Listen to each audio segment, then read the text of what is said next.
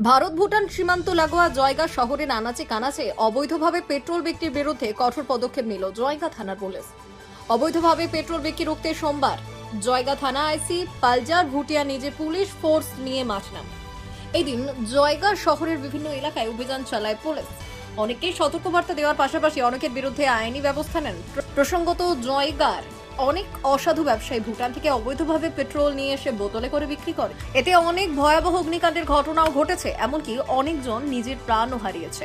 এমনই একটি তাজা ঘটনা চলতি মাসের 19 তারিখ জয়গা গুয়াবাড়ির লামা চৌপতি এলাকায় মারুতি গাড়ি থেকে ট্যাঙ্কিতে তেল মজুত করার সময় আগুন ধরে গাড়িতে। দুটি দোকান আগুনে পুড়ে ভস্মীভূত হয়। ঘটনার পরিপ্রেক্ষিতে এলাকাবাসীর দাবি ওঠে অতি সত্বর এই অবৈধ কারবারের বিরুদ্ধে প্রশাসন পদক্ষেপ নিক। এরপরই পুলিশ সক্রিয় হয়ে উঠে তেল ব্যবসায়ীদের বিরুদ্ধে অভিযানে নামে।